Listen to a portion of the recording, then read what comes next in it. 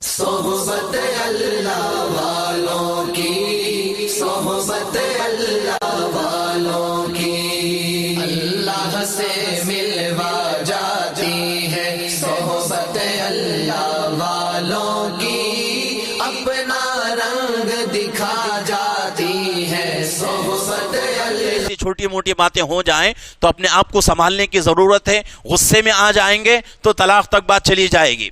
غصہ تھوڑی دیر کا ہے لیکن اس کے بعد زندگی جو ہے بہت ہی مشکل ہو جائے گی، بہت ہی مشکل ہو جائے گی۔ اور ویسے بھی ہمارا یہاں کا علاقہ، یہاں کا ماحول کیسا ہے کہ طلاق ہو گئی تو ہو گئی بس۔ عورت کے لیے، مرد تو دوسری شادی کر لیتا ہے لیکن عورت کے لیے کوئی شادی کا انتظام ہمارے علاقے میں نہیں ہوتا، یہاں کا معمول نہیں ہے۔ یہاں لوگ جو ہے ایسی عورت جس کا شوہر انتقال ہو چکا ہو، یا ایسے شوہر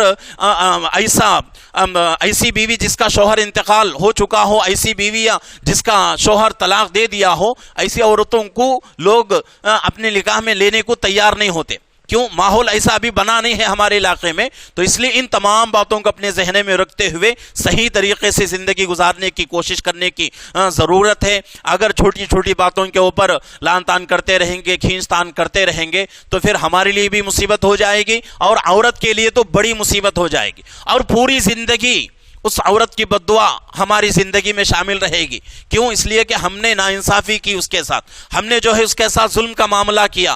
اللہ نے ہمیں جو ہے ہر اعتبار سے مکمل بنایا ہے، تو ہمارے لیے ضروری ہے کہ بھئی عورت کے مقابلے میں مرد ہر اعتبار سے سوچے، ہر اعتبار سے آگے پیچھے کا سوچ کر فیصلہ لے۔ عورت کے لیے یہ ضروری نہیں بلکہ مرد کے لیے ضروری ہے۔ تو اس لیے ضروری ہے کہ اپنے گھروں کے ماحول کو اچھا سے اچھا بنائیں، اور کسی کے گھر میں مستورات جو ہے شوہروں کا حق ادا نہیں کرتی تو ان کو جو ہے صحابہ کے واقعات پڑھانے کی کوشش کریں۔ اگر پڑھنا نہیں آتا تو اسی لیے ہماری تبلیغی جماعت کا اصول ہے کہ ہر گھر میں جو ہے کتابی تعلیم ہو، اور اس میں جو ہے خصوصاً فضائل اعمال کے اوپر زور دیا جاتا ہے کہ فضائل اعمال میں صحابیات کے واقعات موجود ہیں، صحابہ کے واقعات، حکایات صحابہ میں موجود ہیں۔ ان کو سن کر، ان کو پڑھ کر ان کے اندر بھی جو ہے یہ جذبہ پیدا ہوگا اور وہ شوق پیدا ہوگا۔